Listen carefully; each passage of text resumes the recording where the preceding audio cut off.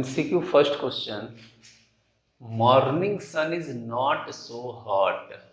क्या है कि morning sun is not so hot as the mid day sun. Mid day का मतलब क्या हुआ? दोपहर, आफ्टरनून। बोल रहा है कि मॉर्निंग वाला जो सन होता है वो दोपहर के सन जितना हॉट नहीं होता है। क्यों? बिकॉज, क्योंकि बात सही है कि जो मॉर्निंग वाला सन होता है वो ठंडा लगता है हमें, मॉर्निंग वाला, और जो मिड डे वाला होता है, मिड डे वाला, वो बहुत हॉट लगता है। तो ऐसा नहीं है कि मॉर्निंग में सुबह जो है कि ठंडा ठंडा है और दोपहर होते तो गर्म हो गया। वो हमेशा समान गर्म होता है, समान हॉट होता है हर समय। समान हॉट नहीं, मतलब इक्वली हॉट होता है। तो अब ये मिड डे के समय ज़्यादा हॉट क्यों लगता है और मॉर्निंग के समय कोल्ड लगता है? ऐसा क्यों? क्योंकि जो ये अर्थ है, अगर यहाँ पे हैं आप और ये इक्वेटर है, तो मॉर्निंग के समय और इवनिंग के समय सन क्या होता है हमसे? मैक्सिमम डिस्टेंस पे होता है। क्या? मॉर्निंग या इवनिंग के समय सन हमसे मैक्सिमम डिस्टेंस पे होता है, और यहाँ से जो सन रेज होती हैं वो ट्रेवल होकर के हमारे पास आती हैं। तो ये क्या होता है? हमें कम गर्म लगता है, क्योंकि इसकी जो हीट रेज हैं वो काफ़ी डिस्टेंस ट्रेवल करके आ रही हैं। और मिड डे के समय सन लगभग हमारे सर पे ही आ जाता है। तो अब यहाँ से जो सन रेज आ रही हैं वो डायरेक्ट आ जा रही हैं, बहुत कम डिस्टेंस ट्रेवल करके आ जा रही हैं। तो ये वाला हमें ज़्यादा हॉट लगता है और ये वाला कम हॉट लगता है। तो देखिए यहाँ पे दिया हुआ है sun is cooler in the morning. Sun जो है कि सुबह में ठंडा रहता है, कूल रहता है। नहीं, ऐसा नहीं सुबह में कूल है, दोपहर होते होते गुस्सा हो गया। Heat raise travel slower in the morning, ऐसा भी नहीं है कि मॉर्निंग के समय स्लोअर ट्रेवल कर रहा है। It is God gifted. कितने लोग तो यहीं से निपट जाएंगे कि भाई भगवान का नाम आ गया तो वही होगा। तो ये गॉड गिफ्टेड वे नहीं है। The sun rays travel a longer distance through atmosphere in the morning. ये एटमॉस्फेयर के थ्रू बहुत लंबा डिस्टेंस ट्रेवल करता है मॉर्निंग और इवनिंग के टाइम में, इसलिए हमें कम हॉट लगता है। तो इसका ऑप्शन कौन सा टिक कर देंगे आप? डी। अब देखिए सेकंड क्वेश्चन।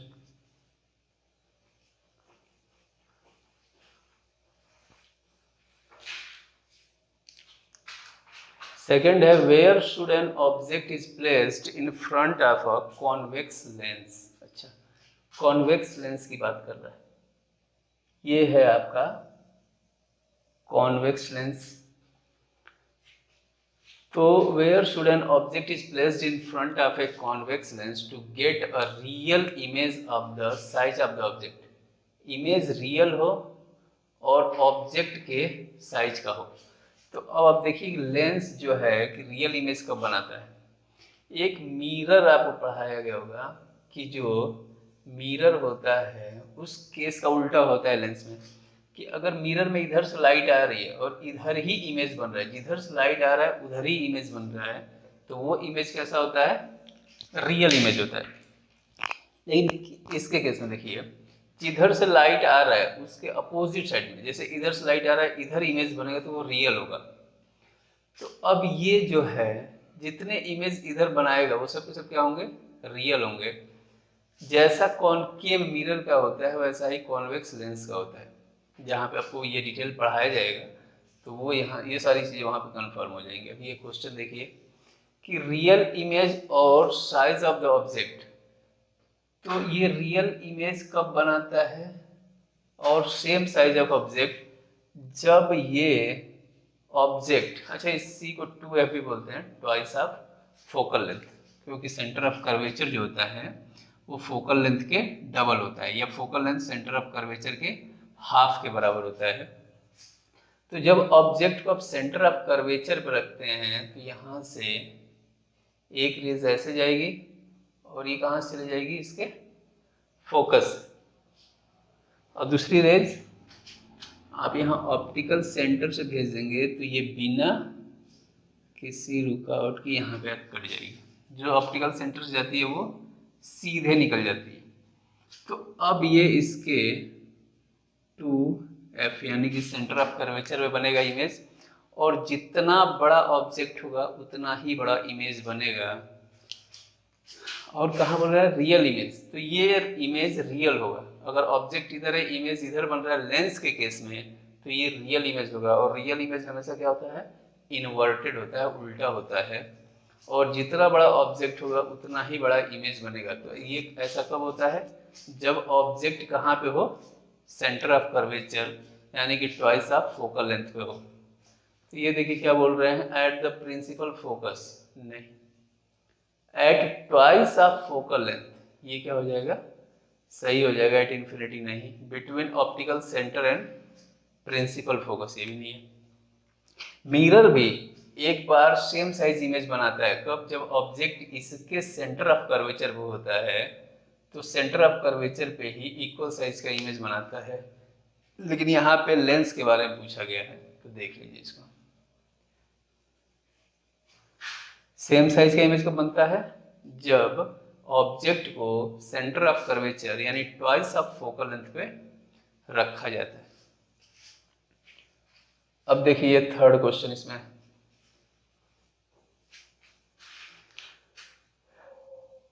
थर्ड वाला है कि N object is placed 60 centimetre in front of A concave mirror. ये हो गया कॉनकेव मिरर। इसके फ्रंट में यानी कि 60 सेंटीमीटर कहीं पे ऑब्जेक्ट रखा गया है। ये मान लीजिए कि ये ऑब्जेक्ट है और ये ऑब्जेक्ट का डिस्टेंस कितना है? पोल से ही डिस्टेंस मेजर करते हैं, 60 centimetre. An object is placed 60 centimeter in front of a concave mirror. The real image formed by the mirror is located 30 centimeter in front of the mirror. इतना बोलने की जरूरत ही नहीं है इनको। अगर ये रियल इमेज बोल दिए, इसका मतलब क्या है कि इसके फ्रंट में ही बनेगा। जिधर ऑब्जेक्ट है उधर ही इमेज बनेगा, क्योंकि ये मिरर है। तो अगर इधर की तरफ इमेज बनेगा 30 सेंटीमीटर बन रहा है, यानी कि इसके हाफ डिस्टेंस बन रहा है। ये इमेज है और ये ऑब्जेक्ट है, तो ये डिस्टेंस कितना है? 30 सेंटीमीटर। ये पोल तक डिस्टेंस होता है, पोल तक ये 30 सेंटीमीटर है इमेज का distance. What is the object magnification? तो ऑब्जेक्ट का मैग्निफिकेशन क्या होता है? देखिए पहली बात कि मैग्निफिकेशन जो होता है, अगर इमेज रियल होता है तो कैसा आता है? नेगेटिव आता है। और अगर इमेज वर्चुअल होगा तो मैग्निफिकेशन कैसा आएगा? पॉजिटिव आएगा। क्यों आता है? क्योंकि जो रियल इमेज होता है ना, वो हमेशा उल्टा बनता है, और जो वर्चुअल इमेज होता है वो इरेक्ट बनता है। तो वर्चुअल इमेज का मैग्निफिकेशन पॉजिटिव आता है और रियल इमेज का मैग्निफिकेशन नेगेटिव आता है। अगर इतनी बात आपको पता है तो पहले ही आप पॉजिटिव वाले नंबर को काट दीजिए। ये दोनों तो ऑप्शन हो नहीं सकते हैं, नेगेटिव वाला ही कोई होगा। तो अब देखिए ये मैग्निफिकेशन के लिए होता है, magnification of mirror is equal to minus V upon U. V क्या है? इमेज डिस्टेंस, इमेज डिस्टेंस, और यू क्या होता है? Object distance. और distance always measure from pole. जो भी डिस्टेंस आप मेजर करेंगे वो कहाँ से मेजर करेंगे? पोल से। अब देखिए क्वेश्चन लगाते समय सबसे ध्यान देने वाली चीज क्या है कि जो आप साइन कन्वेंशन पढ़े हैं कि ये आपका ओरिजिन पोल की तरफ वर्क करता है। अब इस पोल से जो भी चीजें लेफ्ट की साइड पड़ेंगी वो क्या होंगी?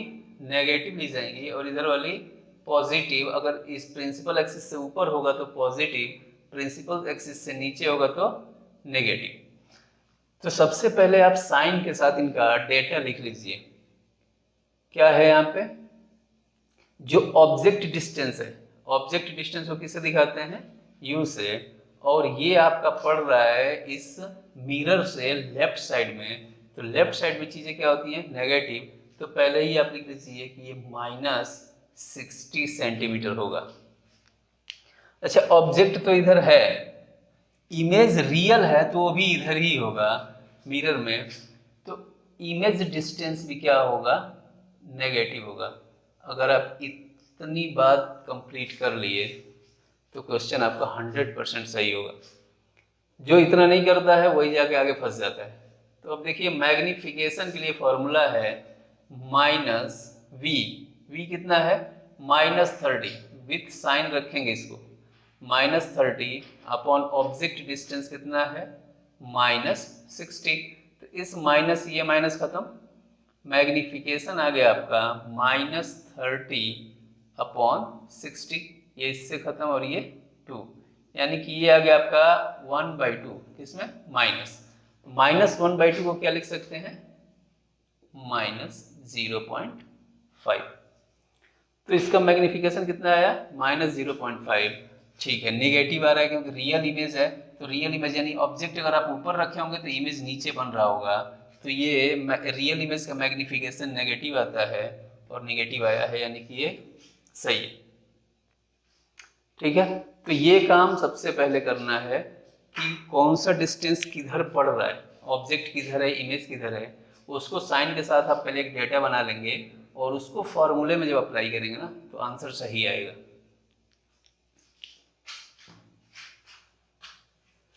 देख लीजिए ठीक से इसको, ऑप्शन डी, कहाँ लगा दे, ऑप्शन डी। अब क्वेश्चन नंबर 4 देखिए,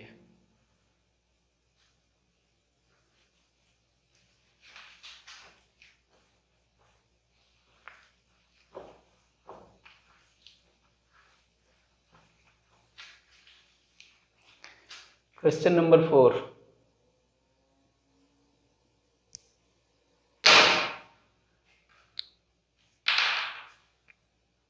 में है the image of an object placed in front of a convex mirror, convex mirror है, इज फॉर्म्ड एट। तो भाई कॉन्वेक्स मिरर में बहुत ज़्यादा वेरिएशन होता नहीं है, इसको तो आप बिल्कुल भी ऐसे करके और याद कर लीजिए कि कुछ भी इसमें अलग नहीं होता है। आप इनफाइनाइट पे रखिए, चाहे कहीं भी रखिए, पोल पे रखिए, ये फोकस पे रखिए, सेंटर ऑफ कर्वेचर पे रखिए, बियॉन्ड सेंटर ऑफ कर्वेचर रखिए, इनफाइनाइट पे रखिए, तो जब इनफाइनाइट पे होता है तो एक बार इसका इमेज जो होता है, क्योंकि इनफाइनाइट से जाने वाली रेज कहाँ से होकर के जाती है, या ऐसा एज्यूम होता है कि ये कहाँ से गई हैं, फोकस से। तो इनफाइनाइट वाला अगर ऑब्जेक्ट इनफाइनाइट पे है तब इमेज फोकस पे होता है इसका, नहीं तो उसके अलावा कहीं भी आप रख दीजिए तो पोल और फोकस के बीच में इमेज बनता है। मान लीजिए यहाँ रख दिए, यहाँ अगर ऑब्जेक्ट को रखे तो यहाँ से एक पैरेलल लाइन जाएगी, पैरेलल लाइन जाएगी, तो ये मान लीजिए इसका सेंटर ऑफ कर्वेचर होगा, तो जो नॉर्मल होगा वो along the centre of curvature होता है, ये आपको पढ़ाया गया है। तो ये along the centre of curvature, जितने एंगल पे इंसिडेंस उतने एंगल पे रिफ्लेक्शन हो जाएगा। तो ये कहाँ से लगेगा, कहाँ से आ रहा है, अरे ज़्यादा हो गया, ये हो गया इसका नॉर्मल, तो ये ऐसे चली गई, तो ये देखिए पीछे लग रहा है कि कहाँ से आ रहा है, फोकस से, और एक जो रेज है वो कहाँ से जाएगी, ऐसे अगर आप भेज दें इसको सेंटर ऑफ कर्वेचर से, तो ये सेंटर ऑफ कर्वेचर वाले अपने पाथ को रिट्रेस कर देती है। अगर ऐसे जा रही है तो ऐसे चली गई, तो ये लगेगा कि कुछ इस साइड में जा रही है। तो देख लीजिए, ये आपका इमेज हमेशा पोल और फोकस के बीच में बनता है कॉन्वेक्स मिरर। तो कॉन्वेक्स मिरर में हमेशा याद रखिएगा कि ऑब्जेक्ट अगर इनफाइनाइट पे होगा तो इसका एक वर्चुअल इमेज फोकस पे बनेगा। अगर ये इनफाइनाइट के अलावा कहीं भी रखेंगे तो इनका एक वर्चुअल इमेज पोल और फोकस के बीच में बनेगा, बिहाइंड द मिरर, मिरर के पीछे। वर्चुअल इमेज हमेशा बिहाइंड द मिरर ही बनता है, तो इस ऑब्जेक्ट का बिहाइंड द मिरर इमेज बनेगा और छोटा सा बनेगा पोल और फोकस के बीच में। तो ये कह रहे हैं the image of an object placed in front of a convex mirror, object को हमने कॉन्वेक्स मिरर के फ्रंट में प्लेस कर दिया, तो इसका इमेज कहाँ बनेगा, एट द ऑब्जेक्ट इटसेल्फ, ये कह रहे हैं कि ऑब्जेक्ट पर ही बन जाएगा, तो ये पहला ऑप्शन क्या है, गलत है। Twice the distance of the object in front of the mirror. अरे फ्रंट ऑफ द मिरर तो कभी इसमें इमेज बनता ही नहीं है, क्योंकि कॉन्वेक्स मिरर हमेशा वर्चुअल इमेज बनाता है, तो वो बिहाइंड द मिरर ही बनेगा, तो ये भी गलत हो गया। Half the distance of the object in the front of mirror, ये भी गलत हो गया। Behind the mirror, behind the mirror यानी ठीक है ये, अगर यहाँ पे वो कोई ऑप्शन दे देता कि बिटवीन पोल एंड फोकस, तो वो ऑप्शन सही हो जाता, between pole and focus behind the mirror, तो भी ये सही हो जाता है, लेकिन यहाँ दिया हुआ है बिहाइंड द मिरर, तो ये वाला ऑप्शन क्या है, सही है। Question number 5, light waves require air और another gas to travel through. बोल रहा है कि जो लाइट वेव्स होती है, लाइट वेव्स मत कंफ्यूज होइएगा, लाइट वेव्स मतलब लाइट रेज, ये वेव के फॉर्म में आती है, इसलिए बोल दिया है लाइट वेव्स। तो ये कह रहे हैं कि लाइट वेव्स जो होती हैं, अच्छा लाइट वेव को चलने के लिए, लाइट वेव्स को चलने के लिए किसी भी मीडियम की जरूरत नहीं होती है, ये मीडियम हो ना हो सब में ट्रेवल करता है, यानी कि लाइट वेव जो ट्रेवल करता है वो मीडियम पे डिपेंड नहीं करता है, यानी कि ट्रांसमिशन इसका मीडियम पे डिपेंड नहीं करता है, बट स्पीड डिपेंड करती है कि भाई मान लीजिए कि लाइट वेव आ रही है कहीं से और वो किसी डेंसर मीडियम के अंदर जा रही है, तो इसकी स्पीड क्या हो जाती है, कम हो जाती है, बट ट्रैवल ये हर एक मीडियम में करता है, यहाँ तक ये वैक्यूम में भी ट्रैवल करता है। वैक्यूम में या एयर में इसकी स्पीड कितनी मानी जाती है, 3 × 10⁸ मीटर पर सेकेंड। डिफरेंट मीडियम में जब ये एंटर करती है तो इसकी स्पीड कम ज़्यादा होती रहती है, कि वो जो मीडियम है वो डेंसर है कि रेयर है, इस पर डिपेंड करता है। तो पहली बात तो हमें ये पता चल गया कि ये मीडियम पर डिपेंड ही नहीं करता है कि ये किसके थ्रू जाएगा। रिक्वायर एयर और another gas to travel through, गलत। Require an electric field, but require a magnetic field, ये भी गलत। Can travel through perfect vacuum, ये परफेक्ट वैक्यूम के थ्रू भी ट्रेवल करता है। तो अगर वैक्यूम के थ्रू ट्रेवल कर लिया तो मीडियम के थ्रू तो ट्रेवल करेगा ही, तो कौन सा ऑप्शन हो जाएगा, डी। ये हो गए आपके लाइट के 5 और क्वेश्चन। पहले वाले वीडियो में 10 MCQ और 10 असर्शन रीजन थे, इसमें 5 MCQ हो गया, अब 5 असर्शन रीजन। देखिए असर्शन रीजन, फर्स्ट क्वेश्चन देखिए,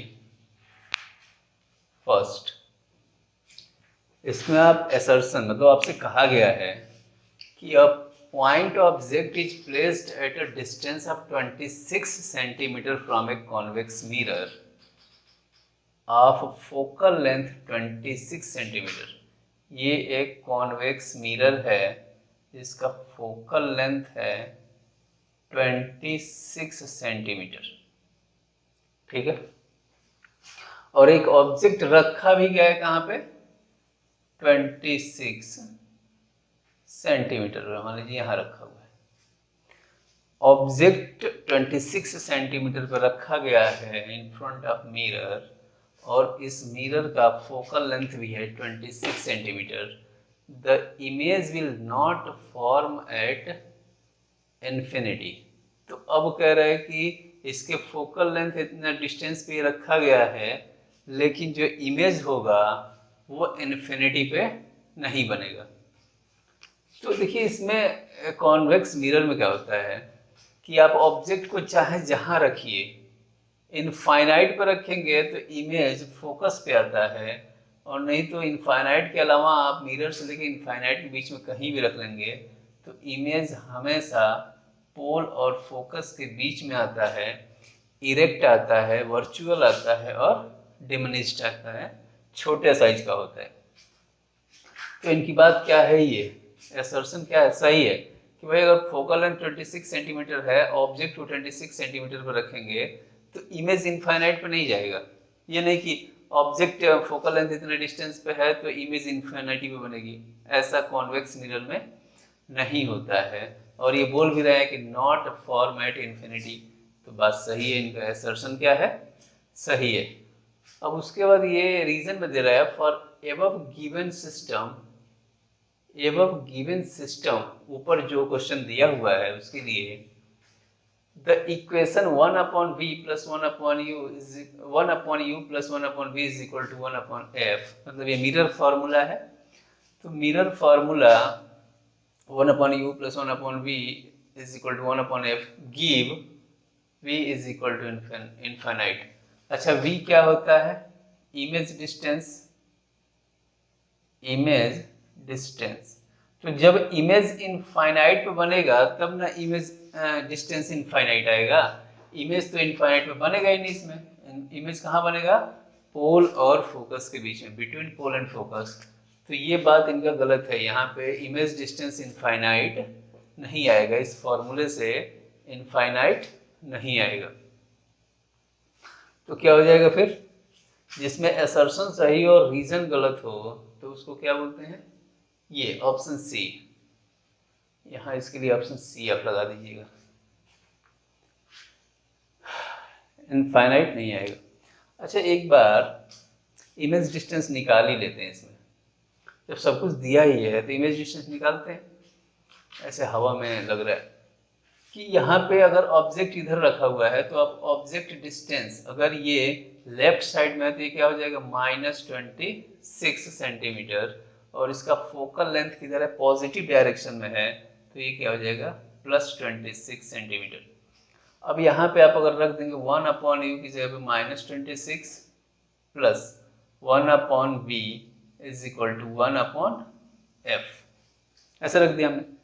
तो अब ये 1/v इज इक्वल टू क्या आ गया, 1/26, और ये -1/26 से इधर आएगा तो +1/26, तो ये हो गया 1/v इज इक्वल टू 26 और 1 + 1 2, तो ये इससे कट गया, क्या आ गया, 1/13। तो v कितना आ गया, 13। देखिए इमेज जो डिस्टेंस हो, ये इमेज का डिस्टेंस होगा 13 सेंटीमीटर, यानी कि इसका फोकल लेंथ 26 है, तो ये हाफ पे बनेगा इसके बीच में, यानी पोल और फोकस के बीच में बन रहा है, पॉजिटिव है यानी कि बिहाइंड द मिरर बन रहा है, इधर की तरफ बन रहा है, तो ये आ गया। देखिए v इनफाइनाइट नहीं आ रहा है, तो इससे आपको समझ में आ गया कि v इनफाइनाइट नहीं होगा, यानी कि रीजन क्या है इसका, गलत है।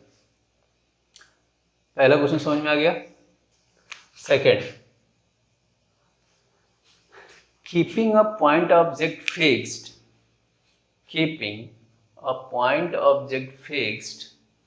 if a plane mirror is moved the image will also move।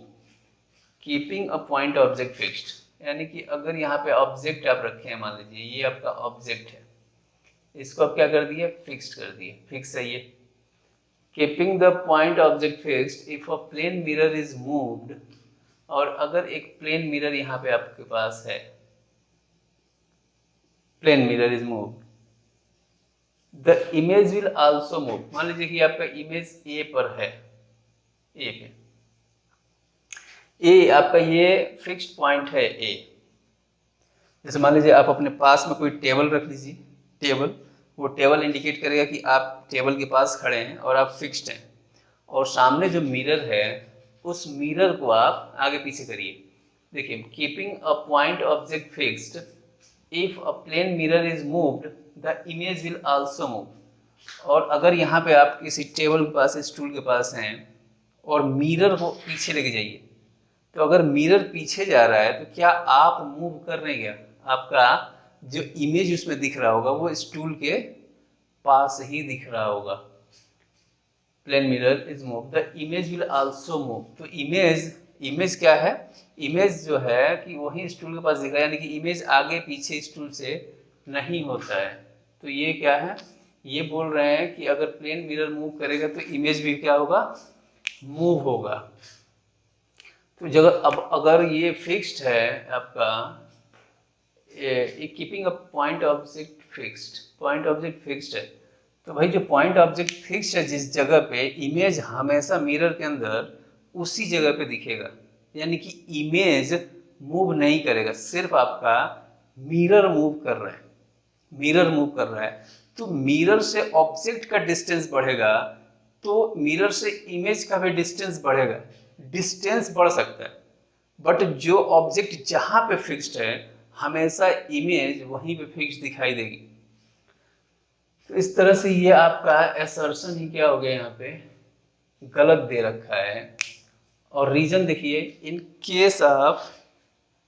Case of a plane mirror distance of object and its image is equal from any point of the mirror. In case of plane mirror distance of object and its image, अगर object यहाँ पे है तो image भी कहाँ बनेगा, यहाँ बनेगा, और इसके नीचे ये ए पे दिखेगा। तो हमेशा जो प्लेन मिरर के अंदर distance of object and its image is equal from any point on the mirror. अगर ये मान लीजिए मिरर पे एक पॉइंट हम यहाँ पे ये ले लें, तो इससे जितना डिस्टेंस पे ऑब्जेक्ट होगा उतने ही डिस्टेंस पे इमेज होगा, यानी कि रीजन क्या है, सही कह रहा है, बट ये असर्शन क्या है इसका, गलत है। तो देख लीजिएगा कि अगर असर्शन गलत होता है, रीजन ट्रू होता है, तो कौन सा ऑप्शन होता है, डी। अब देखिए आपका क्वेश्चन नंबर 3। अगर ये मिरर का जो केस है कि मिरर को अगर एक्स डिस्टेंस बढ़ाएंगे तो ऑब्जेक्ट कितने डिस्टेंस पे चला जाएगा, या अगर ऑब्जेक्ट इतना डिस्टेंस चला जा रहा है तो इमेज कितने डिस्टेंस चला जाएगा, अगर ये जानकारी आपको ना हो तो आप कमेंट बॉक्स में लिखिएगा, और हमें लगेगा कि पढ़ाना है तो हम पढ़ा देंगे। अगर आपको ज़रूरत होगी तो आप बताइएगा, हम इसे डिटेल एक वीडियो में 5-7 मिनट का जो भी बनेगा उसमें बता देंगे। अब यहाँ पे तीसरा है, if both plane mirror and object are move. देखिए इधर, अगर दोनों प्लेन मिरर ऑब्जेक्ट दोनों मूव कर रहे हैं, ये प्लेन मिरर है और ये ऑब्जेक्ट है, तो अगर प्लेन मिरर और ऑब्जेक्ट दोनों मूव कर रहे हैं through a distance x, then the image moves through a distance 2x। तो अब ये अगर ये ऑब्जेक्ट है, ये ऑब्जेक्ट है और ये क्या है, मिरर है, तो अब इसका जो इमेज बन रहा होगा वो यहाँ पे बन रहा होगा, यहाँ पे। तो बोल रहा है कि अगर ये ऑब्जेक्ट भी मूव करे और ये मिरर भी मूव करे तो इमेज 2x चला जाएगा। तो ऐसे नहीं आपको समझ में आएगा, आप ऐसे देखिए, ये अगर मिरर है और कोई पॉइंट यहाँ पे A है, तो इसका जो इमेज बन रहा होगा वो यहाँ पे बन रहा होगा, ऐसे ऐसे बन रहा होगा इमेज। अगर ये मिरर है और ये ऑब्जेक्ट है तो ये क्या है, इमेज है। अब अगर इस मिरर से अगर ये ऑब्जेक्ट x जाएगा, ध्यान से देखिएगा, इस मिरर से अगर ये ऑब्जेक्ट x जाएगा तो इमेज भी x जाएगी। अगर यहाँ से ऑब्जेक्ट x डिस्टेंस जाएगा तो इमेज भी x डिस्टेंस जाएगी। लेकिन अगर मान लीजिए कि ऑब्जेक्ट x डिस्टेंस चला और मिरर भी x डिस्टेंस चला गया, है ना, कि ये मिरर भी जो था, जो मिरर है ये भी x डिस्टेंस चला गया, यानी कि मिरर यहाँ पे आ गया और ऑब्जेक्ट x डिस्टेंस चला, यानी कि ऑब्जेक्ट अब यहाँ आ गया, तो इमेज कितना दूर चला जाएगा, 2x, क्योंकि ये देखिए मिरर इधर x चला है और ऑब्जेक्ट x चला है, यानी कि अब मिरर और ऑब्जेक्ट के बीच में डिस्टेंस कितना हो गया, 2x, तो इमेज कितने डिस्टेंस में दिखेगा, 2x। ठीक है, तो अगर ऑब्जेक्ट और मिरर दोनों चल रहे हैं x डिस्टेंस, तो इमेज 2x डिस्टेंस चला जाएगा।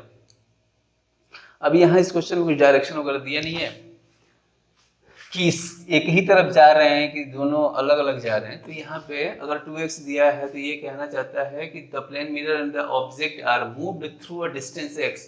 मतलब ये भी अगर इधर x चला तो ये इधर x चला, और इनके बीच में अब डिस्टेंस कितना हो गया, 2x हो गया। अगर ये मान लीजिए ये इधर x और ये इधर x, अब ये अगर मिरर और ऑब्जेक्ट के बीच में डिस्टेंस 2x है तो मिरर और इमेज के बीच में डिस्टेंस कितना हो जाएगा, 2x।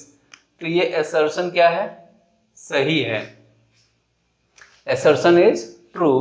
रीजन देखिए, when the object is fixed and plane mirror is moved through a distance, अगर ऑब्जेक्ट फिक्स्ड है, ऑब्जेक्ट फिक्स्ड है, ऑब्जेक्ट यहाँ पे फिक्स है, when the object is fixed and the plane mirror is moved through a distance x, और सिर्फ plane mirror x distance चल रहा है, अगर ऑब्जेक्ट फिक्स है और प्लेन मिरर x डिस्टेंस चल रहा है, then the image is also move through a distance x। नहीं, गलत है ये, कि अगर ऑब्जेक्ट फिक्स है और मिरर x डिस्टेंस चल रहा है, यानी कि अब ऑब्जेक्ट और मिरर के बीच में जो डिस्टेंस है वो कितना है, x है, तो फिर इमेज और मिरर के बीच में डिस्टेंस कितना होगा, x होगा। ये 2x कब होगा, जब ऑब्जेक्ट भी x चले और मिरर भी x चले, तब मिरर और इमेज के बीच के डिस्टेंस कितना आएगा, 2x। तो ये क्या हो गया, ये गलत हो गया, असर्शन सही है, रीजन गलत है। कौन सा ऑप्शन हो जाएगा, सी। ये जो movement of plane mirror object है ना, ये एक अलग ही टॉपिक है ना, समझ में आए तो आप जरूर बताएंगे। फोर्थ क्वेश्चन देखिए, फोर्थ है, if spherical mirror is dipped in water, अगर किसी स्फेरिकल मिरर को वाटर के अंदर डिप कर दें, it's focal length remains unchanged. इसमें कौन सी नई बात है भाई, फोकल लेंथ किससे आता है कि वो कौन से स्फीयर से कट किया गया है। जो स्फेरिकल मिरर है वो जिस स्फीयर से कट किया गया होगा, वो स्फीयर इसका फोकल लेंथ डिसाइड करेगा, फोकल लेंथ, क्योंकि जो इसका सेंटर होता है वो सेंटर ऑफ कर्वेचर, और उसका हाफ क्या होता है, फोकल लेंथ।